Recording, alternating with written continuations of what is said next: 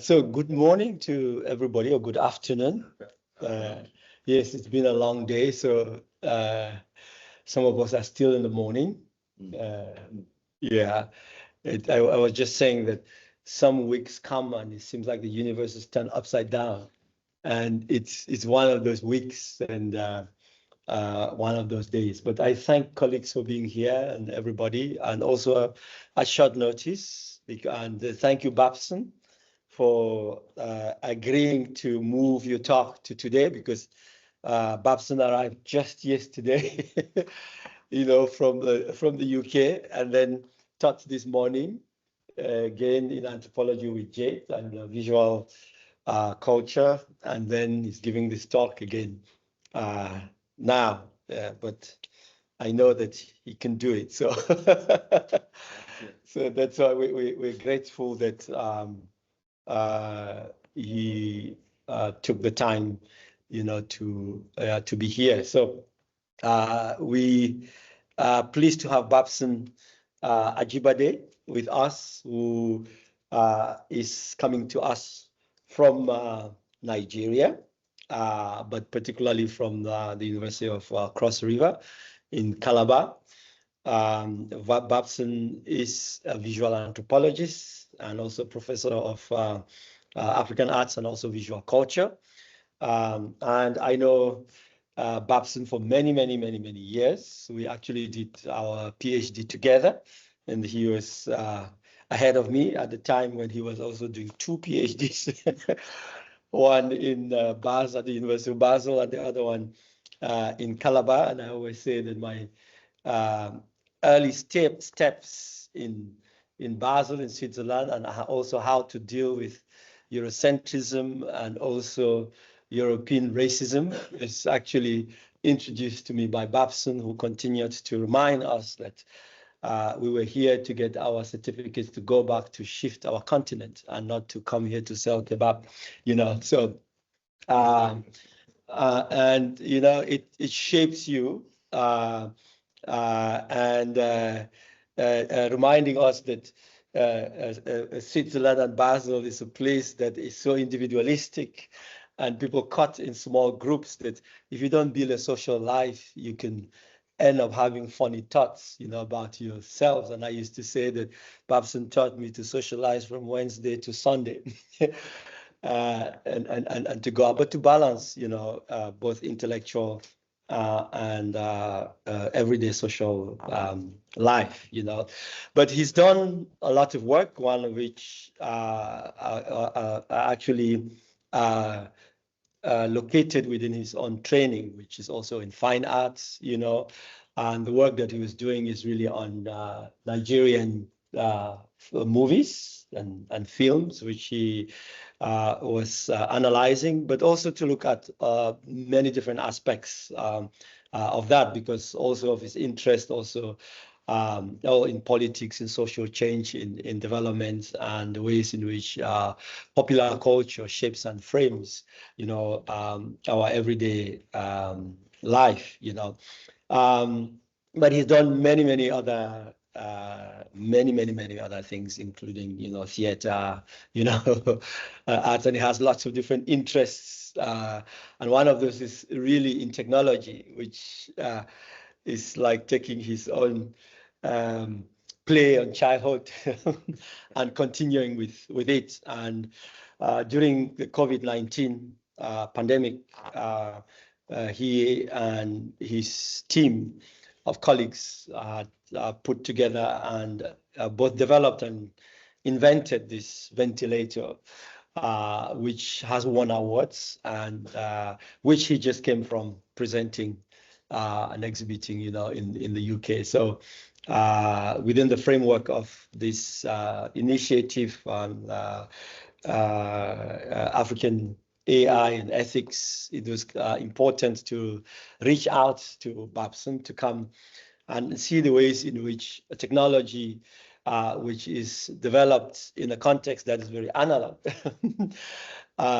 finds life, in a place that has become very digital, and that is increasingly linked to AI and also to questions of data. And that's really the kinds of connection that we are hoping would build in here. So we thank many people, but particularly the Carnegie Corporation of New York for ensuring that we can invite you to be here. But Babson is going to be speaking to us today on, he's entitled the paper Integrating AI to Decolonize Technology Production and Access Through African Epistemologies, the BMV-6 Ventilator as an Experiment in Reverse Epistemicide. So we look forward to listening to you, Babson, and also engaging you. Yeah, thank you very much, Divine. Divine didn't tell you one part of it.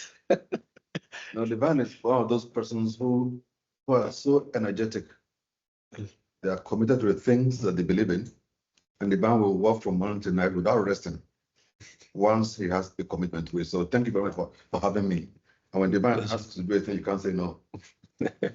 So I arrived yesterday and I'm here today. I can't say no. So thank you very much, everybody. Good afternoon again.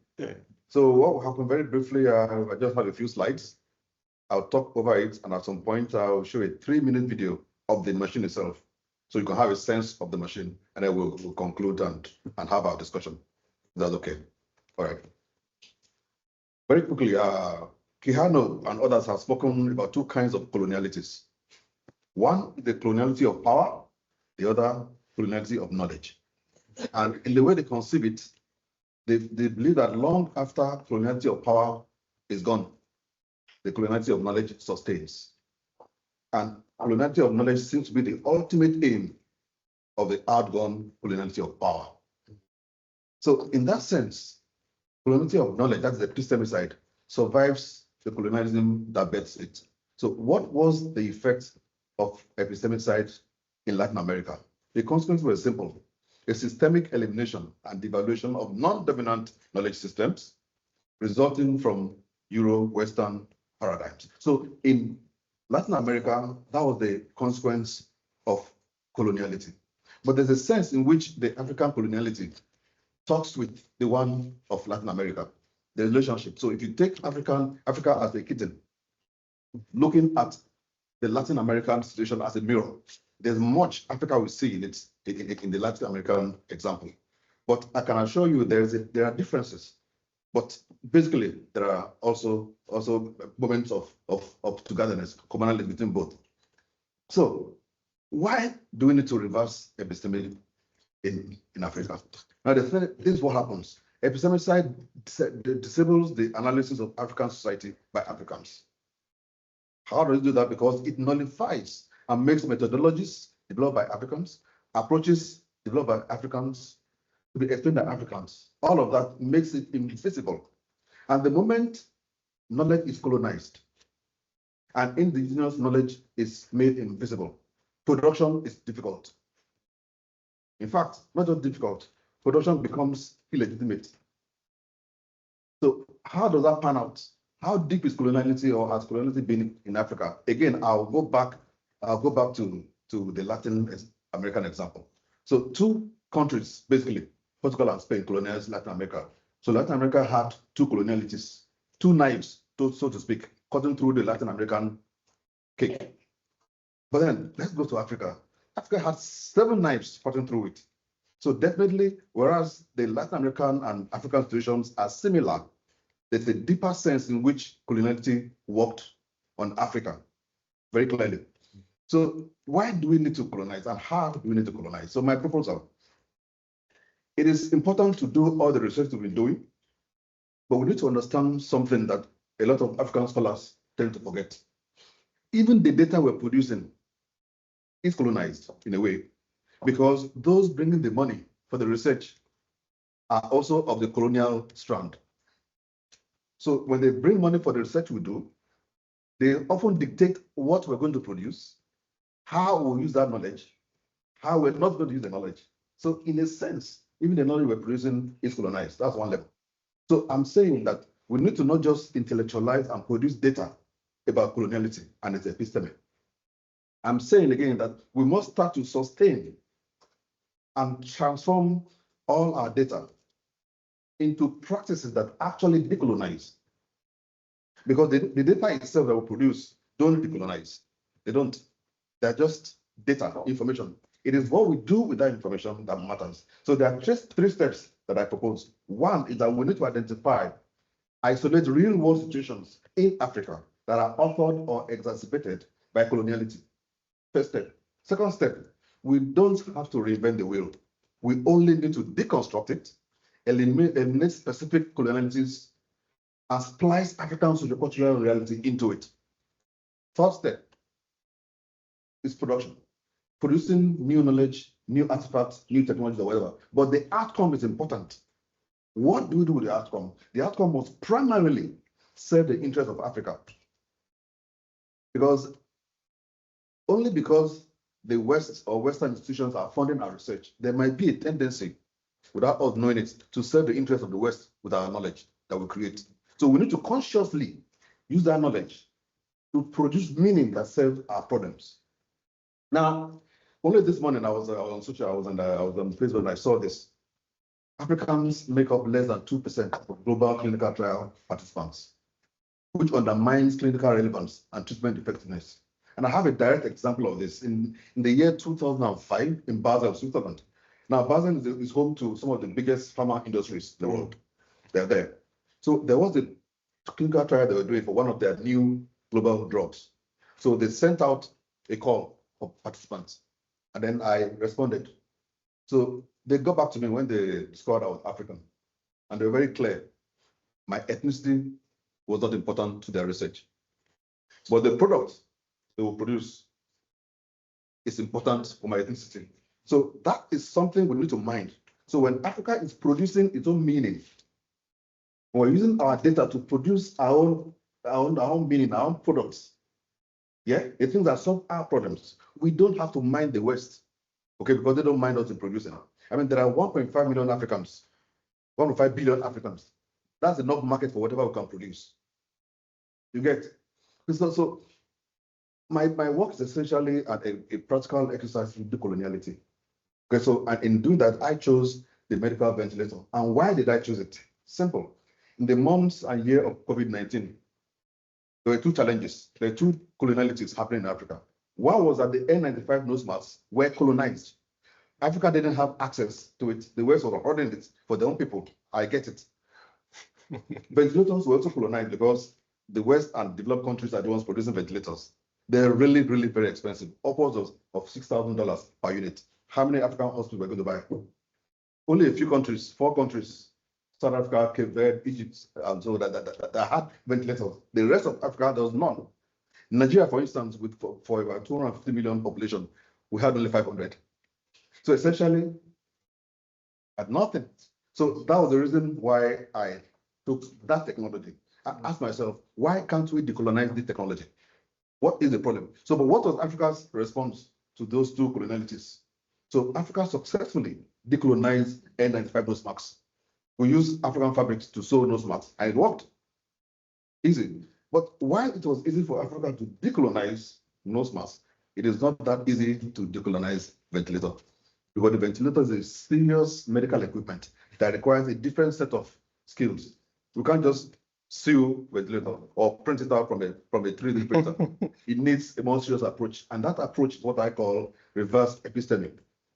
By reverse epistemic, I refer to sociocultural, scientific, technological, knowledge-based practices that actually contribute to modify or even change current Eurocentric options in and for Africa. So in producing my ventilator, that was the basis. So I'll give you 3 minutes to watch, let's listen to it, and then you can have a sense of the technology, and then we'll continue. Oh, sound.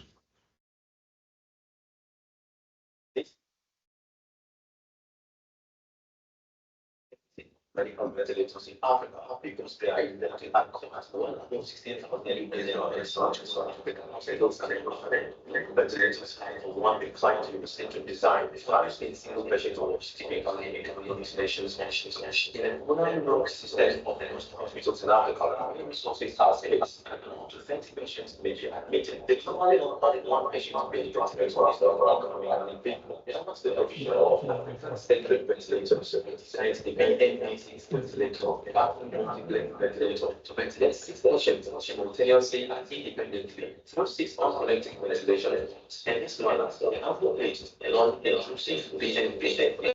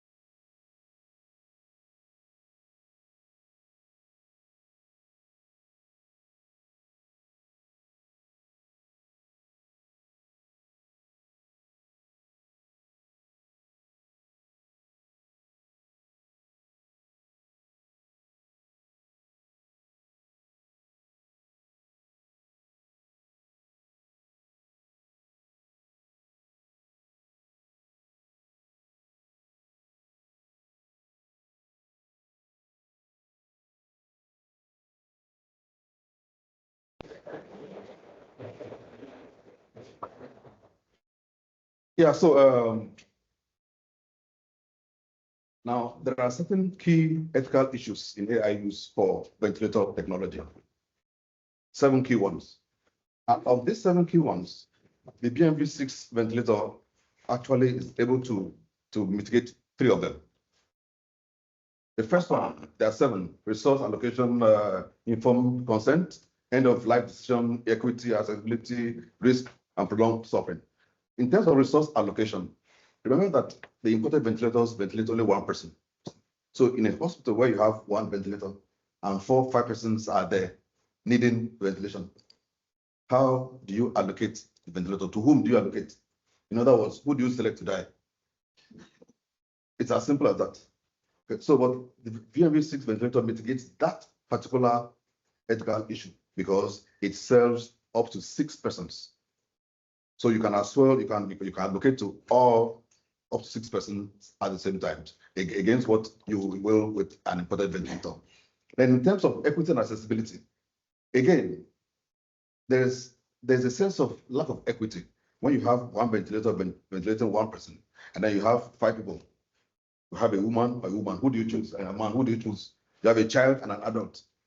Who do you choose? You have a neonate and a child. Who do you choose to ventilate? One ventilator.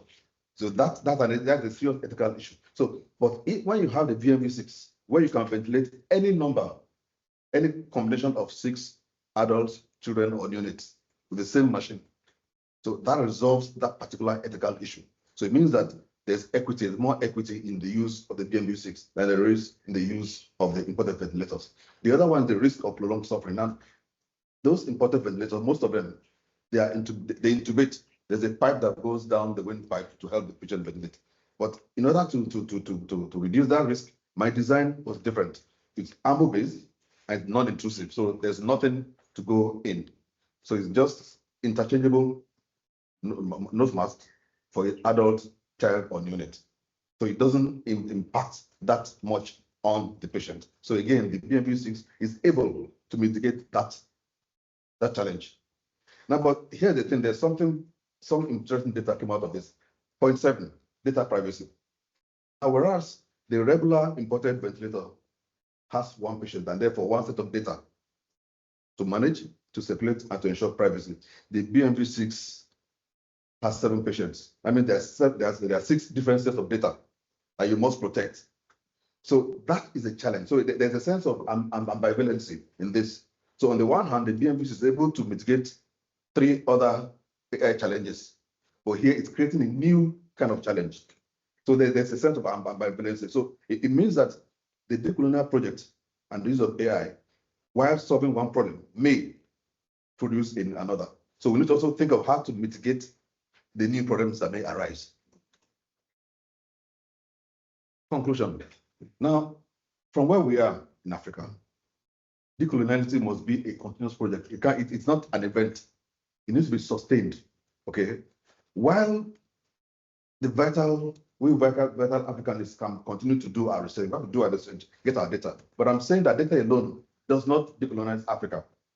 Doesn't. So it is time for us to decolonize Africa, decolonize by actually using data gathered from all walks of life to actually resolve real life situations in and on the continent. That is how to decolonize, not just with the data we generate. Now, also, my research shows that while it is good to integrate AI in all we're doing, we have to do it. Yeah. However, as we've seen from the research so far, the use of AI in the BMV-6 was good, but using it is ambivalent. We can create new problems as we go on. New colonialist gap, may arise. New things that we need to resolve, new problems might arise. But new problems arising shouldn't be a problem. New ethical issues shouldn't be a problem. We only need to go back, replan, re-mitigate, and re-decolonize as the problems arise. So the fact is, Africa needs not look at challenges. We need to think in terms of opportunities. We have a rich environment of problems that we can resolve, not just by generating data, but by using that data to address real life problems. That's the decoloniality. That's what we're decolonizing. So in essence, decoloniality has to be a continuous project. We must focus, continue to decolonize, and not stop in our progress. Thank you very much.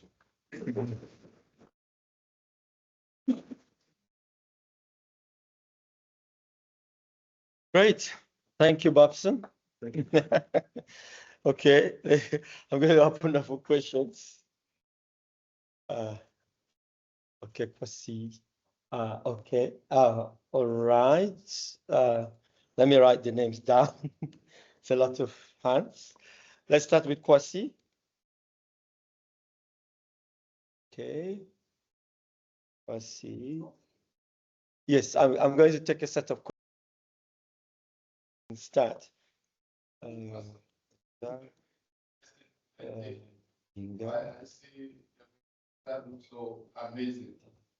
My question is, what from a material that you use in coming up with the ventilator? So there is this argument that if we really want to decolonize, we should also think of using material from Africa. There is one man in Ghana who used to work on cars. Kantanka.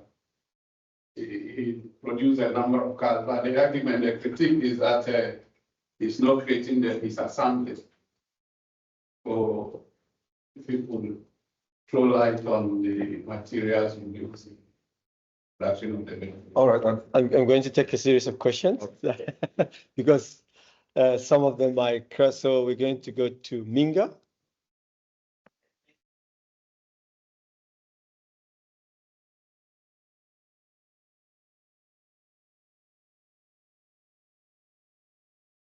Yeah. It's okay, you beat the idea of saying that you use the mass as compared to intubation, because intubation sometimes doesn't help. Yeah. But my issue here is that, someone with COVID, are people who are normally struggling how to breathe, they cannot control their they are breathing. But you pick one side, which is not to use the intubation, but you use the mass spec.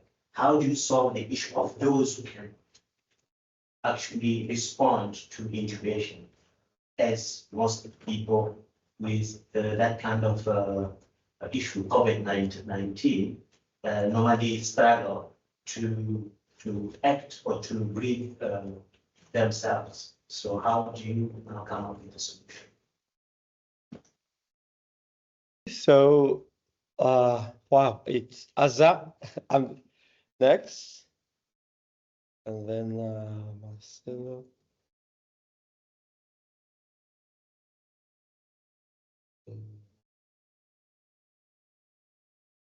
I think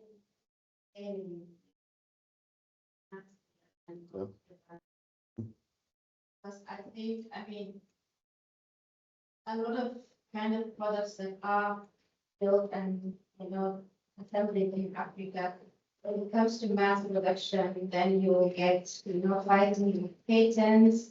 Some company will come and tell you, well, we did this before you, or they will tell you, well, our model is similar to your model, or all these kind of hurdles. So if you shed light on that and just tell us more about what, like, for example, if this product has to be regulated in Nigeria, what kind of bodies of regulation and how are they working? How are you going to deal with patents? And who is there to do the mass production also? Okay, we're going to take the last one here for the first set of questions. Axel.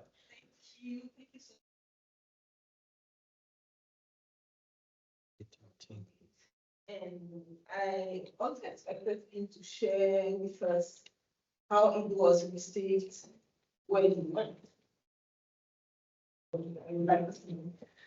Okay, so there are 1, 2, 3, 4 questions that you have from Kwasi about materials, Ezra about patenting, Minga about technical aspects, Axel about how it was received, and then we'll move to the next set. Yeah, Kwesi, thank you for your question. Has an interesting one. But as I was picking at one of my processes in decolonizing technology, I said it the second one, I think. We don't need to reinvent the wheel. Yeah. So we don't need to. In fact, the iPhone is made in America. It's an American product. It's made in China. Okay, so it seems that the creation of knowledge, the knowledge of the design and the function is where creativity starts from. So the actual process of mass produce, the mechanical process of it is a different other game. Okay, so there are means of doing that. OEM, ODM. So you find, because if Apple had to produce iPhone in America, we can't afford it because labor is more expensive, materials are more expensive. But they go to China where they have cheaper labor, cheaper materials. So they spend lower than $200 to make it, and they can sell for more than $1,000. And that's the way it is. So Africa shouldn't think of fabricating a wheel. We just need to put the wheel to new uses for ourselves. That's what we need to do. If we don't do that, we can't decolonize. We can't. Yeah. Yeah. And then there's Azab. Yeah, the intubation. Yeah. Now we're about to start clinical trials in the General Hospital Calabar. Okay, so we have also thought about that. So without intubation, how about those having severe need to breathe? So what we're tentatively our thinking is that the design needs to respond to pressure. So if the person, most patients can breathe, can try, the patient can just attempt. If there's more pressure, so those are the things we're working about. So in the clinical trials, we're going to try all of that and see what works. So I can't be specific at this point until we have a clinical trial to see if that works. So that's what we're driving at, to increase the pressure of the air that we're doing, that we're working with that at the moment. Then Is that patenting? Yeah, patenting. Yeah, of course. The patent had to hold on because in the initial design, we didn't plan AI into it. We didn't plan IoT into it. But after we finished the design and the production we did the proof of concept, and I also did the prototype. We tested that, and there was a new challenge. And I'll tell you the challenge. Africa is short of hospitals. Africa is short of medical personnel. So I found that one doctor might be working in 4 different hospitals. So how does that impact on the BMV-6? It means that a doctor who is treating a patient now may have to be in another hospital to treat another person, and yet needs to monitor the patient who is on the BMV-6 here. So we have to include IoT so that and the software so you can monitor each patient on the go wherever he is. We have to do that. So because of those changes we're working on now, we cannot do the patent. We're just waiting a bit to finish the change and then do the patent. So the patent covers what we're doing now. Else it won't cover this component. So in the short while we'll do that after the clinical trials. So that's what we're working on. Axel? Mass production. The challenge is, of course, the patent. I think we've talked on the patent component already. So I'll move to the other. Yeah, of course there are hurdles. Now the first hurdle is not even patent. It's in the initial production of the proof of concept and of the prototype. That's what the problem was. I had to finance all of that from personal resources. It was not possible to get any kind of grant, any kind of help from any source. Okay, so that's a major challenge for African innovators. Getting money to produce. It is what it is. So maybe part of the solution will be for Africa to begin to think how it funds its own production. There's a lot of funding for the production of knowledge, of course, but there's hardly funding for transforming the knowledge into artifacts or technology. That fund is not available. So maybe that might be the next step of funding Africa should be sticking. I don't know. So that's one hurdle.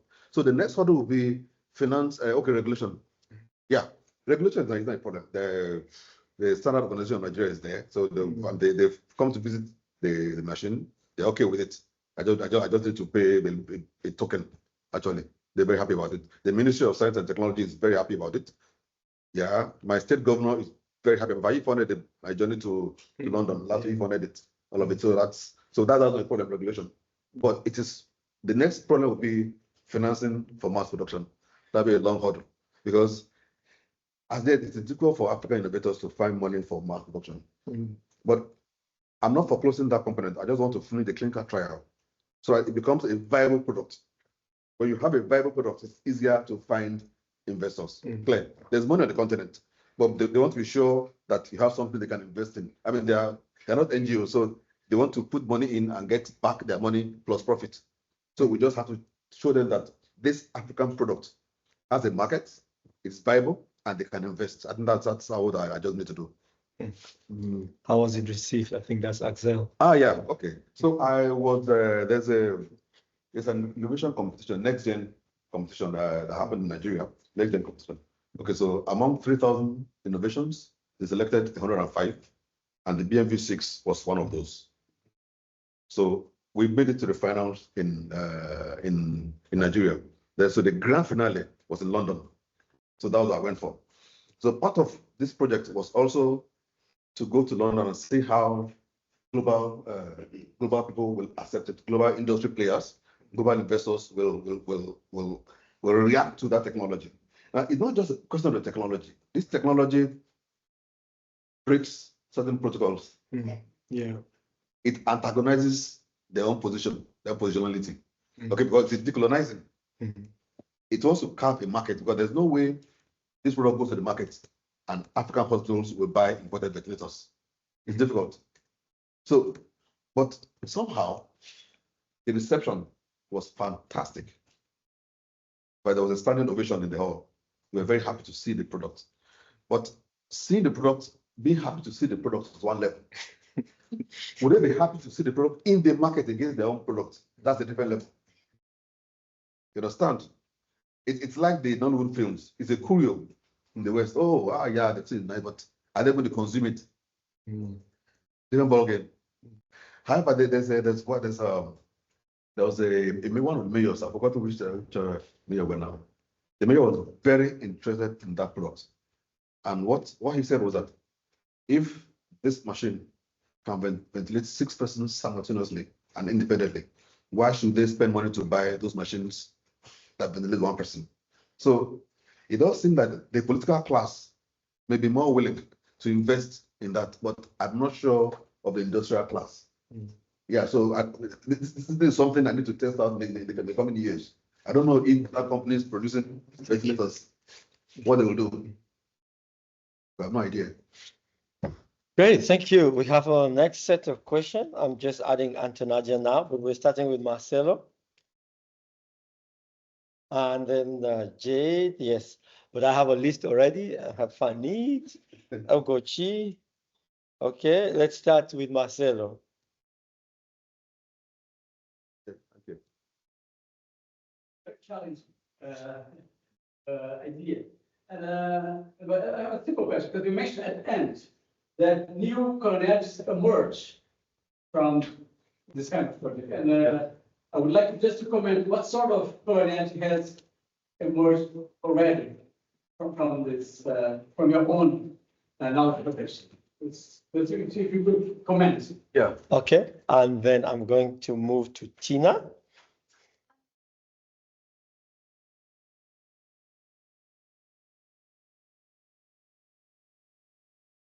You said that you have to protect the data of 6 patients on one machine, and that's a challenge. But is it a challenge because if you did those 6 people on one machine, you still have to protect 6 You still have to. people's data, so the number stays the same. Yeah. Okay, so question is what the challenge is. That's what I understand. The question is what is it a challenge? Okay, that's and then now Abuna. Okay, Abuna's question is answered out. Antonadia.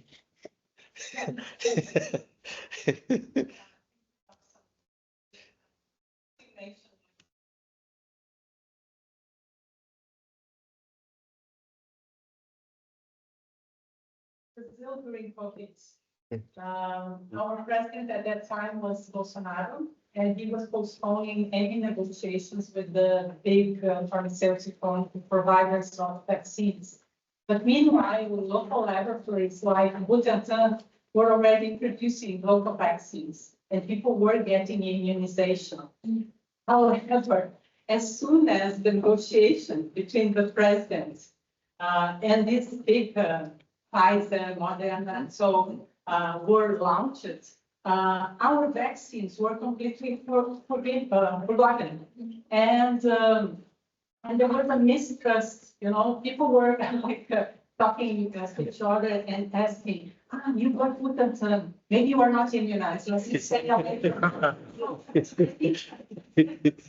about colonial knowledge, because there was a mistrust in something that was locally produced and already being used. So my question for you is, do you think that it's also happening here? That maybe when something like what you are doing that is amazing is going on, but if someone just catches your idea from white supremacists from the global north and so. How does it go, to produce artifacts that can really reverse that stagnancy? And also the role of the university, because in Brazil, it's in public university, it's very little money that these brilliant ideas are developed. But as I said, as soon as they compete with the big players, we lose all the time. Okay, you have 3 to respond, and then I'll go to the next 3. So the first was from Marcelo, which was really asking you about what coloniality challenges are. And then Tina is whether it's a challenge, and then Antonadia. Yeah, the first coloniality challenge was what made me do the design. But that was a larger African coloniality challenge. But after the design, my next coloniality challenge was internal. Now, I'll give you an example. Nigeria there are about 250 official languages and several ethnicities. And I am Yoruba ethnic group, and I work in Calabar, near the border to Cameroon, outside my ethnic geography. So I'm also an outsider. Now, I have worked in that university since 1994, and I can tell you it's only about 3 years ago, on my official payslip, they wrote non-indigenous. Yeah, official payslip from, yeah, non-indigenous. Yeah, that's one. Two, if my child was going to school in the school where I teach and pay my taxes, sure, he will have to pay non-indigenous school fee. Yeah. Yeah. A special school fees for that child. Doesn't matter whether that's where I work, I pay my taxes, whether that's where I live and give my life, doesn't matter. So I'm trying to paint a picture of how ethnicity can be a coloniality. Now, when it was time to get funding, I spent literally everything I had to produce that machine in the course of 5 years. So when we had to go to London, I am not from that ethnic geography. So I have to find somebody who is from that ethnic geography and insert him in the team so that I can access funding to go to London. So that's how I beat that coloniality. If I didn't do that, they're not going to spend their money on me. It doesn't matter what I'm producing. It doesn't matter how much taxes I paid. It doesn't matter how much of my life I've given them. It doesn't matter at all. So coloniality is not essentially about removing the West. Sometimes it's about removing Africa from Africa. Sometimes. Yes, the second one is from Tina, whether it's really a challenge, the data that the 6, Now, picture this. You have one machine and that takes one patient. So the nurses or doctors working with that patient, they only have one set of data to take, to use, and to protect. Now, but in this case, there are 6 patients having data to use, to monitor, and to protect. More than that, there's one software, one device in which a mobile doctor might be mobile. We're monitoring those 6 data and using it. So there are challenges that may result. You need to ensure that it's not interpreting the wrong person data. I mean, that can happen. Yeah, that can happen. So in a way, it raises new, fresh challenges, but it can be surmounted. But it's good that we're aware that it can. Decolonizing can raise new challenges. So we must plan to mitigate those new challenges. That's how it takes. We can't say because there are no challenges, let's forget coloniality. We cannot do that. That'll be suicidal culturally. Yeah. And then the next question is from Antonadia, but she's really trying to see if the same disease is affecting your machine. If you ask me, I'll tell you yes. There's something about decoloniality. If you get infected by the virus of decoloniality, nothing stops you. You need to have faith. If you don't have faith in decoloniality, you can't be involved in decoloniality.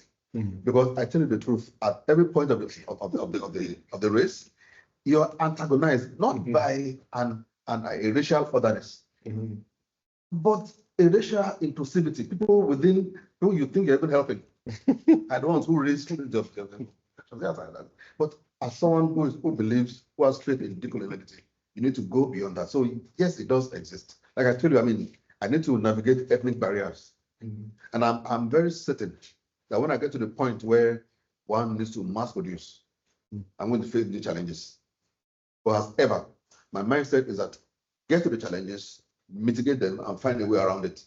It is doable, because I'm not sure whether I'll find funders, investors within Nigeria itself who want to play that politics. I don't know if I'll find funders within Africa who want to play that financial politics. But I'm also not sure if I'll find global players who want to play that politics. And I'll give you an example. I won't mention the name for ethical reasons, but I had applied to a global funding agency for this ventilator. They didn't take it. But I know they took less African technologies. I don't know why.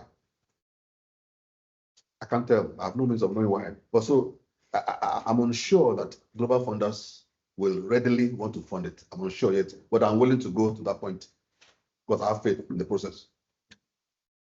I mean, I can't afford not to have faith. Too expensive. Okay, thank you, Babson. There's Jade, who is next.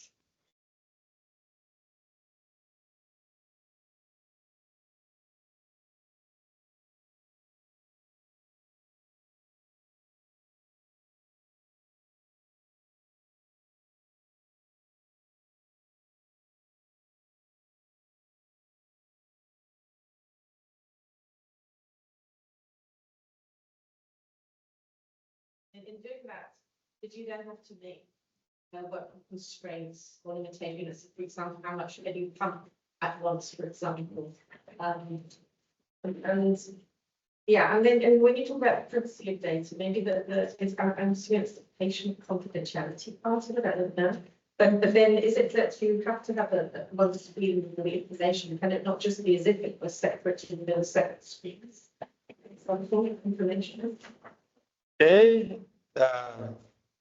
and then we have need. Thank you so much for your lively presentation.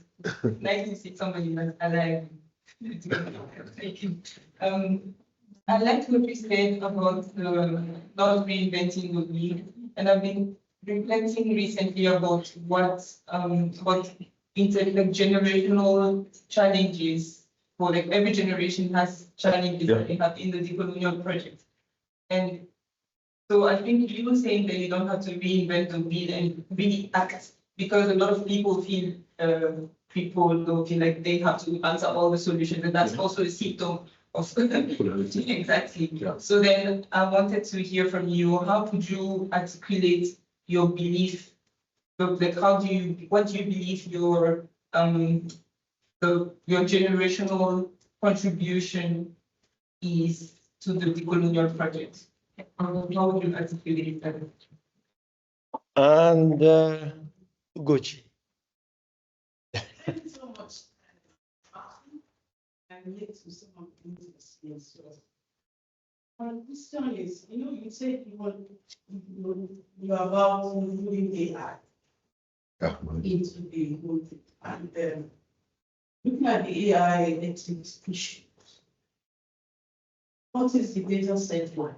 So that at the end of the day, the product will not also colonize us further. And the data set that will be used, how will it be collected? And also, there's what we call agnomic bias. The team you have you thought about the algorithm you're going to use to implement these things? And also, most times when we talk about AI, there's a lot involved. You've mentioned something about sensors which will collect data. And before this data can be used, there should be a model that will be built from an existing data. Yeah. So how would that data come? Is it still going to be our normal, getting data that is already out there, there's already bias? Good. Last three questions. Data information, Fanid intergenerational challenges, and Ugochi data set. Okay, fine. So how did I design it? Okay, first, I started with my disappointments. I was very disappointed that when COVID-19 came, my country failed millions of citizens. Disappointed. I was also disappointed that in a country of about 250 million people,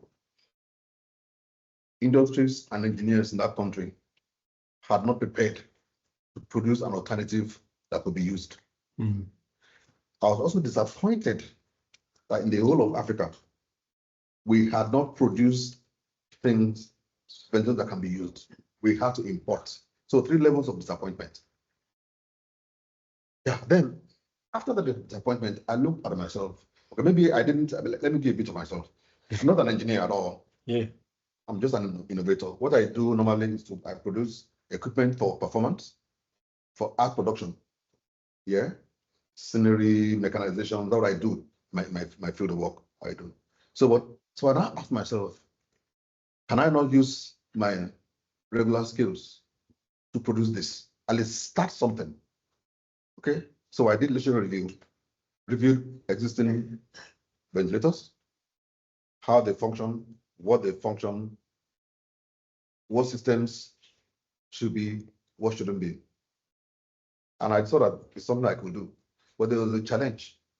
In the sense that these imported ventilators are, what are the core colonialities in these ventilators?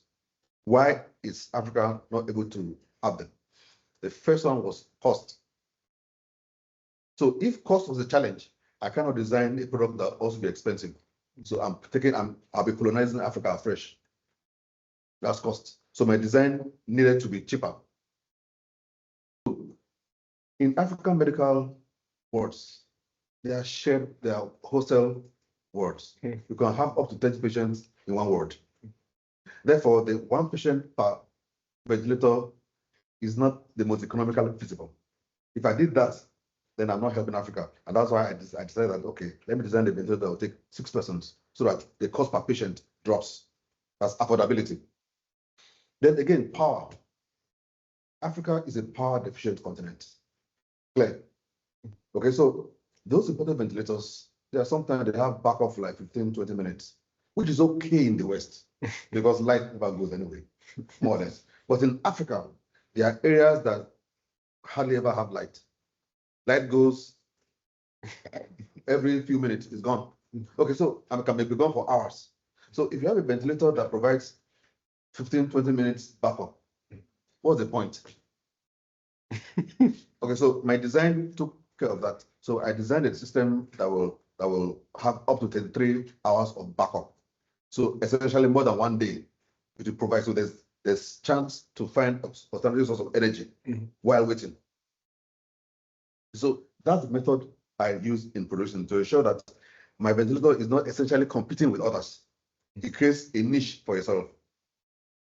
Then the other thing was that, okay, why should an Isikosa doctor have to treat an Isikosa patient in a colonial language? Why can't the Isikosa doctor, use his or her language to intervene? So African language in the system was very key, because those imported ventilators, they are colonial languages: English, French, Spanish, German, Russian. But we can have technology that speaks to us in our own languages. So those are the critical sociocultural materials, African materials that are used in the design. So essentially, I sought to carve a niche for that machine and not to insert it in the fight against others. Yeah, and then so the screen, the screen essentially, there's one light screen, and you can select patients, everything is there, you can select. Then with the IoT now and the AI, the doctor can monitor each patient independently on this device. So that's with the software. Fanid, your intergenerational challenge, your contribution. Last week, I was speaking with a group of young Nigerian startup people, young people. And I told them that the generation before mine disappointed me. I also told them that my generation has also disappointed them. There's a music, a song by Michael and the Mechanics. It says, every generation blames the one before. Okay, so should Africa continue in that cycle of blame? Yes, generations may disappoint, but at some point, newer existing generation must take action. Not by blaming, not by passing blames, but by doing whatever is possible within that time frame. Okay, use knowledge and data available.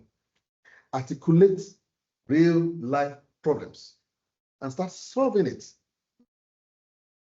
Okay, so the generational problems will be there. It won't go away. It's not going to go away. It won't. But we can use it to make a difference. You know, by and large, I just feel that the process of decolonization needs to maybe be sustained a bit at a time. I mean, we didn't get decolonized overnight. It took a process, years, centuries. So let's start somewhere. Africa needs to start. We just have to start. And when we start, and we'll continue, we'll sustain, we'll be resolving issues as they arise. So we can beat those problems. We can beat the generational problems. It's possible. Yes, the last one, what is the data set? And, Yes. you know, have you thought about the algorithms? Yeah. This. We have two AI experts we're working with. So we want, at the moment, we're not applying, we're not developing, we have not developed the algorithm yet. We'll do that in the first clinical trial. So they have to be on ground, because I'm not an AI expert. So they need to be on ground, work with the doctors and develop the algorithms that suit the purpose. That has to be done. And it can be done, it needs to be done in situ.